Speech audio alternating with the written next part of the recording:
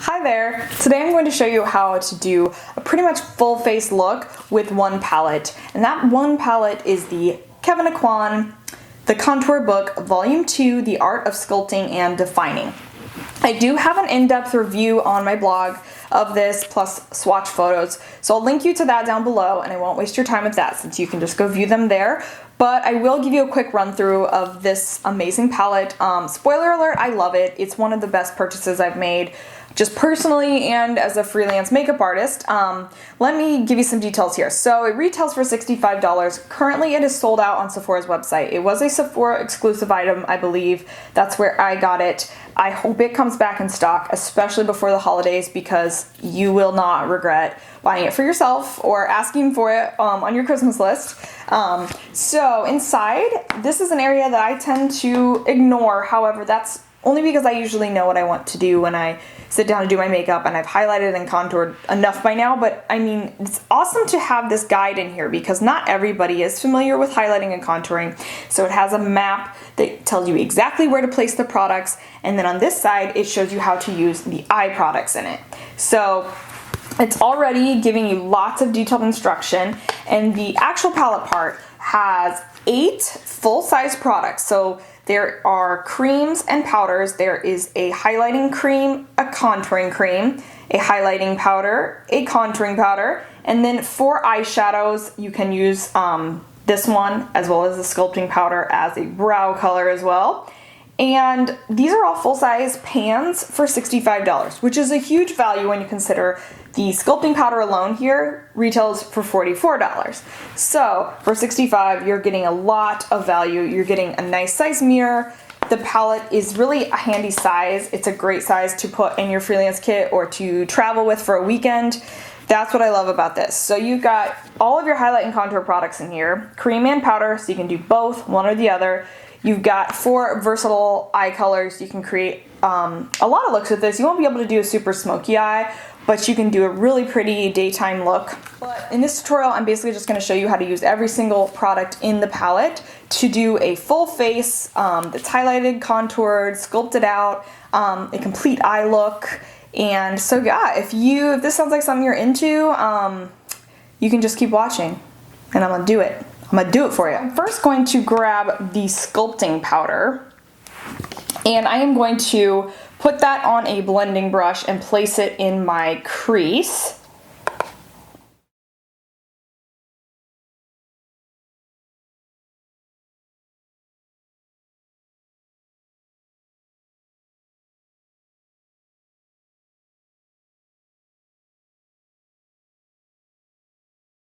Color. Now I'm going to dip into the color called Cool Tan.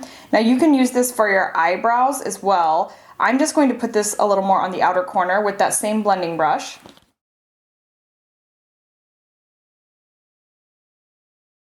Color. I'm going to dip back into Cool Tan here with a smudge brush and drag that along the lower lash line.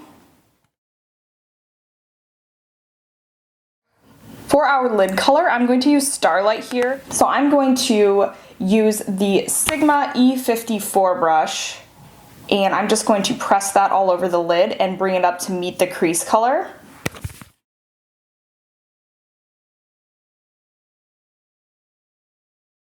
Okay, now I'm going to take this Ruddy Earth color with the smudge brush again, and I'm going to use that to further darken that outer corner of my eye.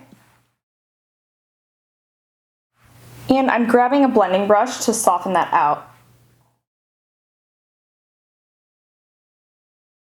And I do like to do the place and blend technique, but if you're short on time or you just don't need to do that, you can just go right in with that outer corner color on your blending brush, and just be really careful when you first place it down. Use more of the edge of the brush.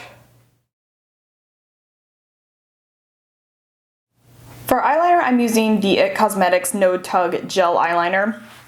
I tend to reach for this one a lot because I really do think it's no tug, and it just is a nice, easy to apply pencil liner. So I'm going to do my waterline first.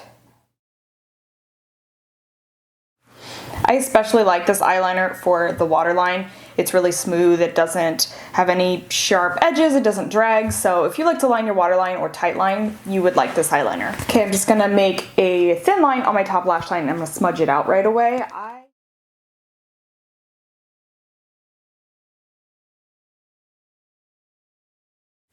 Okay, before I do mascara, I do want to use the lash shadow in the palette, which is called Brighten.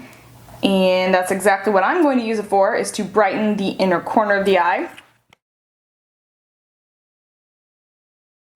This is one of the oldest tricks in the book, just putting that bright reflective color on the inner eye to catch and reflect the light. It makes your eyes look bigger, more awake.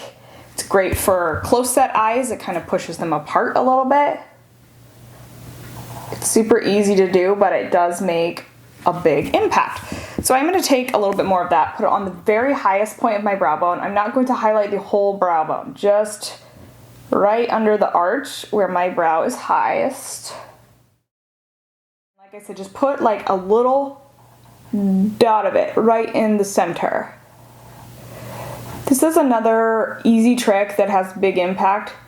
So when you have your eye open, your iris is in the center of your eye and it lines up with that bright pop of color. So it kind of draws attention to your eye color. I'm going to use another IT Cosmetics product. This is their Hello Lashes mascara. Okay, I've zoomed out because now we're ready to do the highlighting and contouring of our face. So I'm going to start with creams. If you have used a liquid foundation, cream concealers, don't set it with powder yet if you're going to use cream contouring products. So we're going to grab the sculpting cream, which is this top one here. You can either do that with your fingers or a synthetic brush. I'm going to use this synthetic brush. This is from Sonia Kashuk, and I'm mainly using it just for its precision tip so I can place this exactly right. So I am just dipping the very tip of the brush only into the sculpting cream. And I'm going to place this under my cheekbone first. So, you know, my face is fuller than I would like right now. So sometimes I literally do have to feel my face to find where my cheekbones are. If you do not have as many pounds to lose as I do, you might actually already see that indentation. If you don't though, you can always do the little trick where you roll the brush down. You can feel where it rolls inwards. You can look at the top of your ear and kind of go towards the corner of your mouth. Although, you know, something I've learned, I used to just go top of the ear towards corner of the mouth, and it's fairly accurate, but I feel like my cheekbone is almost more top of the ear towards the end of my nose. So just make sure you feel, I mean, you can't go wrong with that. Feel your natural bone structure and you will know exactly where to go. So I'm going to place that color by stippling it on. I'm not going to draw a stripe. I'm just going to stipple it right under. That's another thing you can do, of course. And then I'm going to just blend it out with that same brush and my fingers. These creams are really, really beautifully blendable with your fingers. That's what I really enjoy, is just how easy to blend they are. They're very movable on the skin, so you can work with them for a little bit to get the right placement. Really like that about them. Some contouring creams I've used are a little dry or they're really oily, and this is really just the perfect consistency for a cream contour. And you want to remember to blend upwards, not downwards, because that'll drag your face down. As far as where to come in, I kind of just watch the end of my outer corner of my eye, I guess, and I try not to bring it in too far. And you know, you can do more of the chiseled look where it's more of a diagonal line, or for a more youthful look, you can bring that contour a little bit more rounded at the bottom, and that's going to give you more of that youthful chubby cheek look, which I already have going for me, so that's great.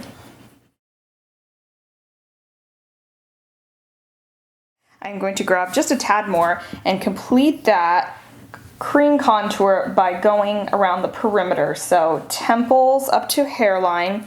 If you have a short forehead, you don't have to even contour up here if you don't want. That would actually make it even look smaller. If you have a really large forehead, if it's very high, your hairline maybe starts back further, you could do a lot more contouring. So just look at your face shape and let that be the guide. You don't have to always use highlighting and contouring charts you see on Pinterest, although they're a great start as far as placement, but you know, take them with a grain of salt. We're all made totally different as far as our facial features. So under the bottom lip adds a little poutier appearance. Then the jawline, of course. I find that cream contouring is especially great for jawline because it looks the most natural here. Powder can be a little iffy, so I like to sweep it under the jawline and then blend downwards with the brush. Make sure you connect it up here where your jawline meets your ear.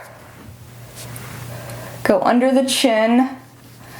While you certainly cannot make a double chin completely disappear, I sure wish we could do that because I like to eat and drink wine. You can definitely, you know, visually shorten up this area. You can make this area look a little more defined. So I don't know if you could tell, but you know, right here is where I have a little more, this is so flattering. I have a little more than I would like. This area is kind of where you start to lose your jawline definition if you gained a little weight. So I kind of put that definition back in by drawing that shadow there. Always remember to blend down. The nose contour is something we don't want looking harsh or severe. So I am going to kind of start here and then go upwards.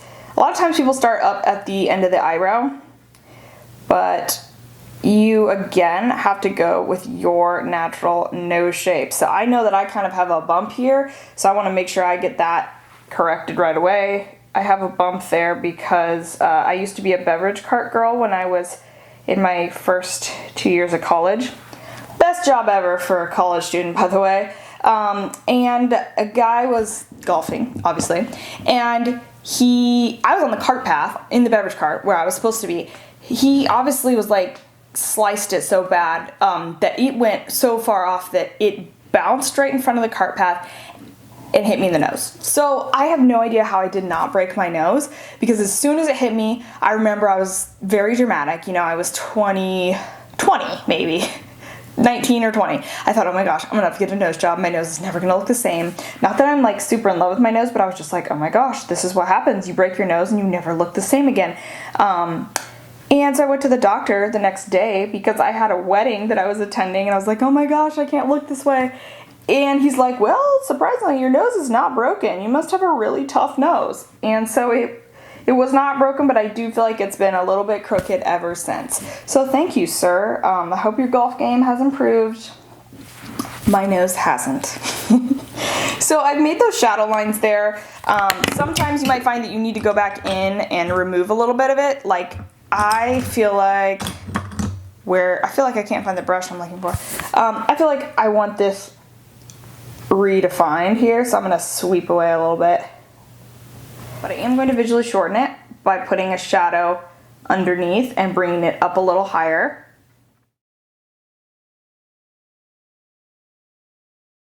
Now it's time to cream highlight. So in this, it is called Candlelight Cream. I'm just going to use my finger for the Candlelight Cream, and I'm going to use a pressing motion on the top of my cheekbone. I'm not going to rub this or swirl this around because I don't want to disturb any of my concealer or foundation placement. So it's really pretty, really natural. I feel like it's a better version of Benefit's What's Up. It's even more fine shimmer even than that. And it really is a good name for it, Candlelight Cream, because that's what it really does look like. Just soft candlelight, catching the light, makes your skin look, I think, a little tighter, makes your cheekbones look higher and more plump and youthful. So I always dab a little bit on the Cupid's bow, and then I'm going to use my pinky to put a little pop on the end of my nose, and then down the bridge of your nose too. So I'm going to do my blush right now because the blush I'm using is kind of a hybrid cream slash powder because it's one of the Colourpop Super Shock Cheek colors.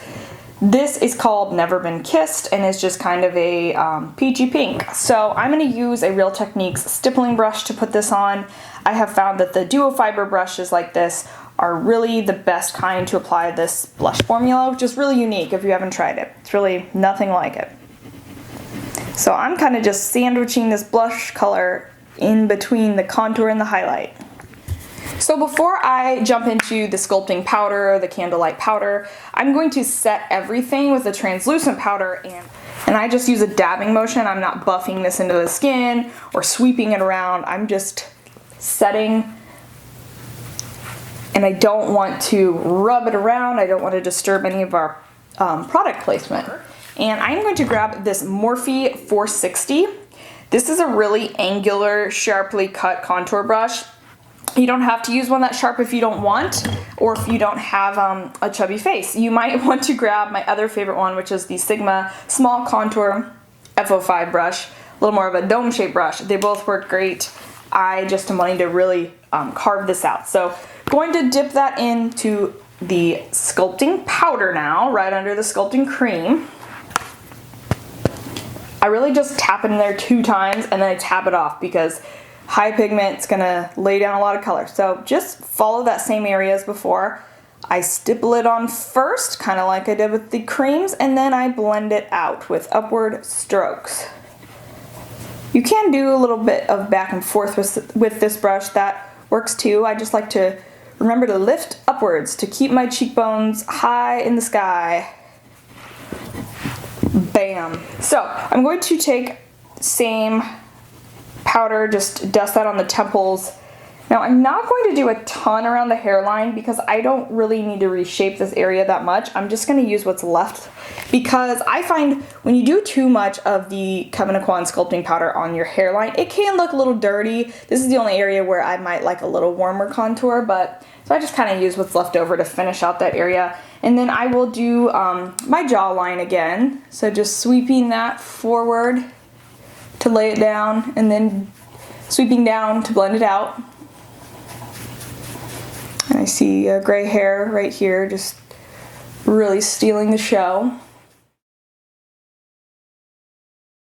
There.